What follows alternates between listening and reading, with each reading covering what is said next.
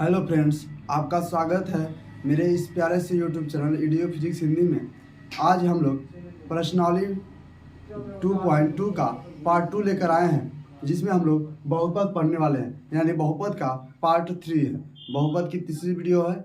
2 video बहुपद के play list में पड़ी हुई हैं, आप वहां जा कर के देख सकते हैं। आज हम प्रश्नावली 2.2 से बहुपद निकालना सीखेंगे, जिसके शून्यक दिए हुए हैं।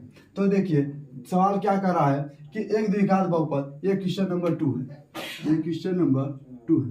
तो सवाल कर रहा है कि एक द्विघात बहुपद ज्ञात कीजिए, यानी कि बहुपद को हमें ज्ञात करना है। पहले वीडियो में हमने बहुपद से शून्य को ज्ञात किया था। यहाँ पर शून्य के योग तथा गुणनफल दिए गए हैं। देखिए, जिसके शून्यकों का योग तथा गुणनफल दी गई है और उसके द्विघात बहुपद ज्ञात करने हैं।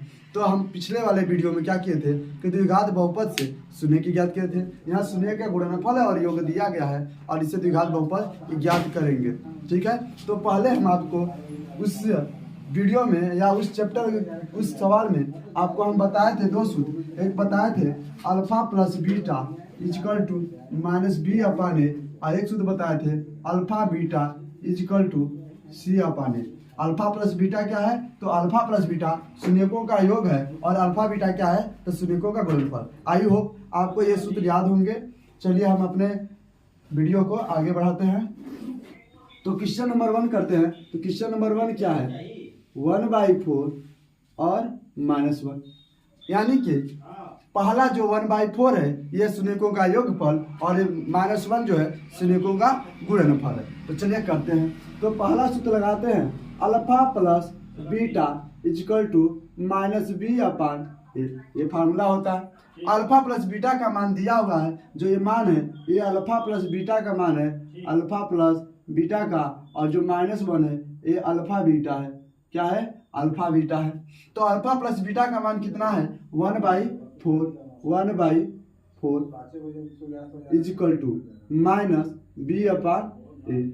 ठीक है, यहाँ तक आपको समझ में आया होगा। अब आगे क्या करना है? अगला सूत्र लगाना है, alpha beta equal to C upon A. Alpha beta equal to C upon A. Video में कट तो नहीं रहा है ना? चलिए, नहीं कट रहा है। तो alpha beta equal to C upon A. Alpha beta की वैल्यू कितनी है? तो दोस्तों अल्फा और बीटा की वैल्यू -1 है, इजकल टू सी अपान ए। अच्छा, -1 के अपान में 1 तो ले सकते हैं, 1 तो ले सकते हैं। तो देखिए यहाँ पर a के सामने कौन सी संख्या? a के सामने 4 है, यानी a की वैल्यू कितनी हुई? 4। और यहाँ पर a के सामने 1 है। अब a की वैल्यू यहाँ पर 1 है। एक ही सवाल में a की वैल्यू, b की वैल्यू, c की वैल्यू जो भी निकलती है वो कॉमन होनी चाहिए। यहाँ पर a की वैल्यू 4 है और यहाँ पर a की वैल्यू 1 है, ये सही नहीं है। आपसे हम अब कहें कि जैसे में आपके पास अगर हम बोले कि आपके पिताजी, कौन? आपके पिताजी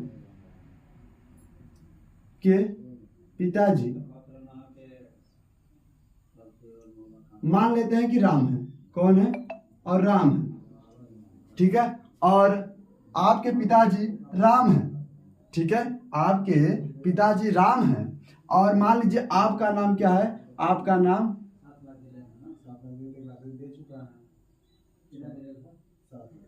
नाम क्या है? सोहन।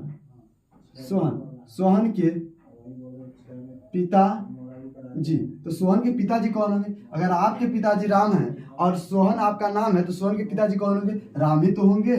सॉरी, रामा लिखिए तो रामा होंगे, तो सोहन के पिता भी रामा होंगे, यानी दोनों लोग बराबर होंगे। उसी तरह से ए जब यहाँ पर 4 है तो यहाँ पर भी ए क्या होना चाहिए? 4 होना चाहिए। समझ में आया? अब वहाँ पर सब 4 नहीं है, तो 4 कैसे करेंगे? तो उसके लिए एक अलग चीज बता रहे हैं, जो हमेशा के लिए आपको याद रखनी है, हमेशा आपको काम देगा। तो जब भी हम किसी भी समीकरण में, मान लीजिए हमारा समीकरण है 2x बराबर 3y। ठीक है, यदि ये समीकरण दोनों क्या है? बराबर है, तो यदि इस पक्ष में हम कुछ अपने मन से करते हैं, 1 जोड़ते हैं, तो इस पक्ष में भी अपने से 1 जोड़ना पड़ेगा। यानी कि किसी इक्वेशन में अगर एक पक्ष में हम अपने मन से कोई कार्य करते हैं, तो दूसरे पक्ष में भी अपने मन से कोई वही कार्य करना पड़ेगा, दूसरे पक्ष में भी वही कार्य करना पड़ेगा। अगर संख्या भिन्न में हो, यानी 3/4 है, ठीक है, 3/4 है, और अंश में हम 2 से गुणा करा देते हैं, तो हर में भी हमें 2 से गुणा कराना पड़ेगा। तो कितना आएगा? 6/8। फिर इसे काटेंगे तो 3/4 ही आएगा। तो चेंज नहीं हो, लेकिन जो काम हम अंश में करेंगे वही काम हर में भी करेंगे। उसी तरह से यहाँ पर जो एक की वैल्यू थी 1 थी, जिसमें हम क्या करते हैं 4 से नीचे गुणा करा देते हैं। क्या करते हैं 4 से गुणा।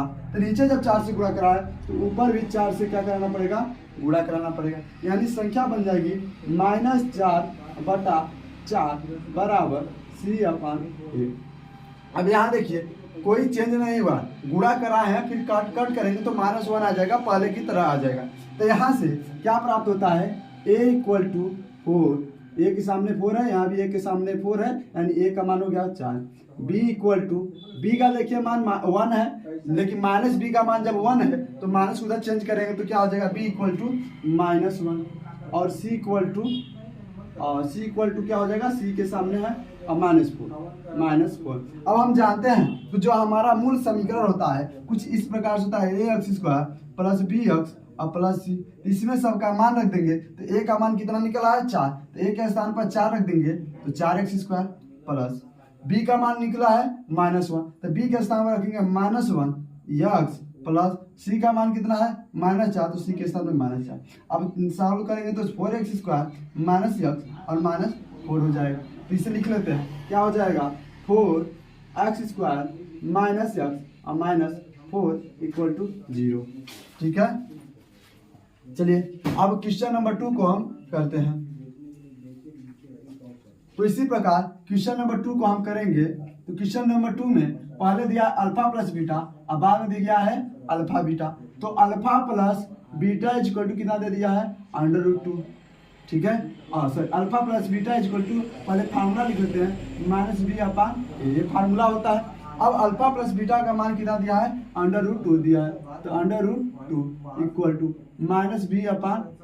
अच्छा, तो इसके अपान में 1 तो ले सकते हैं, 1 ले सकते हैं, यहाँ तक कोई दिक्कत नहीं है। अब नीचे देखिए क्या होगा, यहाँ पर हम थोड़ा सा जगह छोड़ देंगे। फिर अल्फा बीटा = C/a।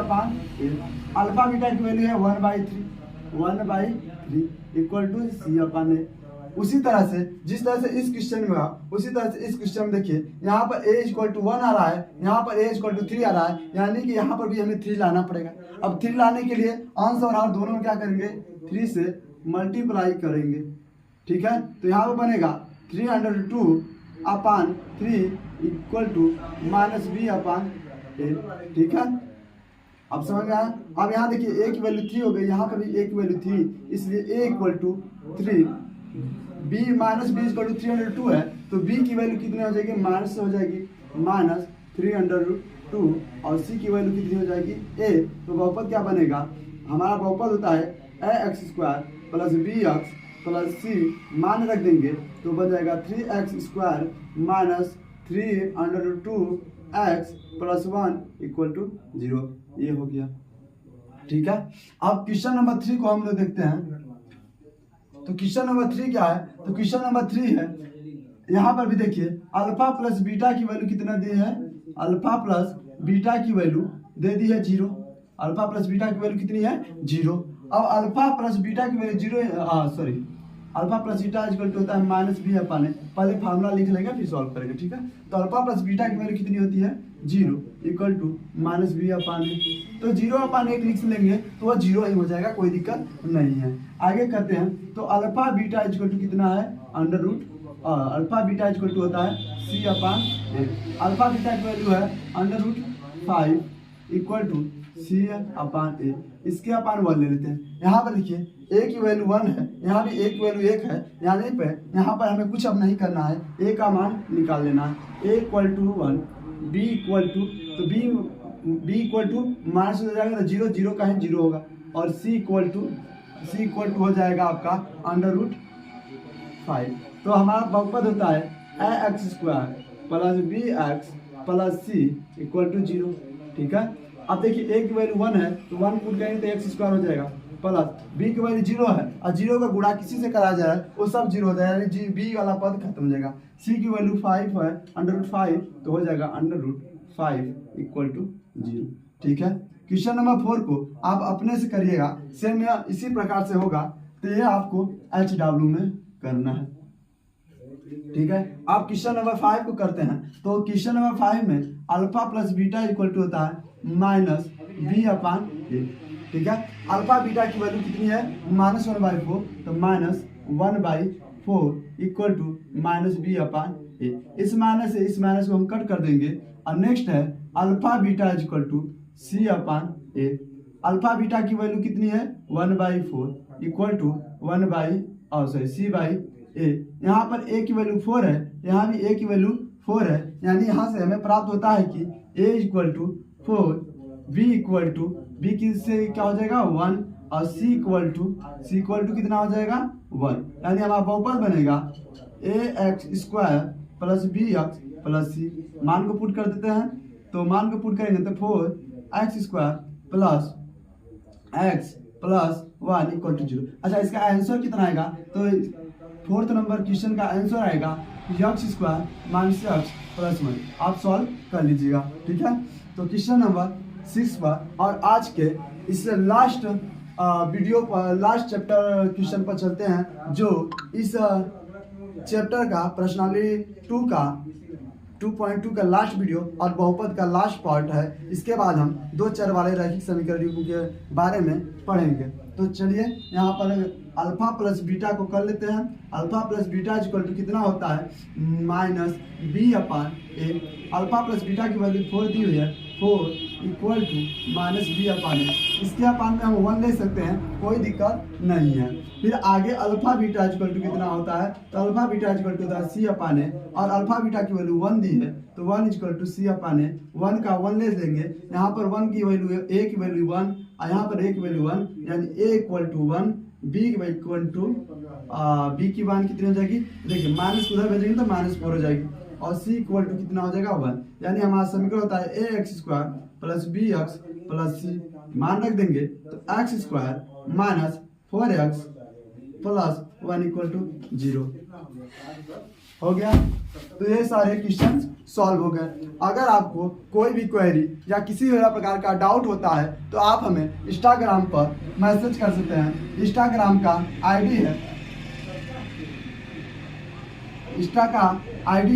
जिस पर हम विद इन 24 आवर्स आपको रिप्लाई जरूर करेंगे। तो इंस्टाग्राम पर आप सर्च करिएगा EDU फिजिक्स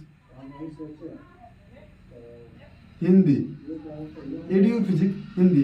ध्यान दीजिएगा दोस्तों, इस पर आपको कोई भी स्पेस नहीं देना है। बिना स्पेस का EDU फिजिक्स हिंदी लिखेंगे तो आपको हमारा चैनल मिल जाएगा। यूट्यूब का जो लोगो है वही चैनल का लोगो है। अगर आप नोट्स चाहते हैं या फिर क्लास नोट्स चाहते हैं, हैंड रिटन नोट्स चाहते हैं, तो हमें आप टेलीग्राम पर ज्वाइन कर सकते हैं, जहां हम डेली 5 क्वेश्चन साइंस के और मैथ के ऑप्शनल के लिए देते हैं, जिससे आपका ऑप्शनल भी तैयार हो जाए। तो ऑप्शनल के लिए आप इंस्टाग्राम और टेलीग्राम दोनों का चैनल एक ही है।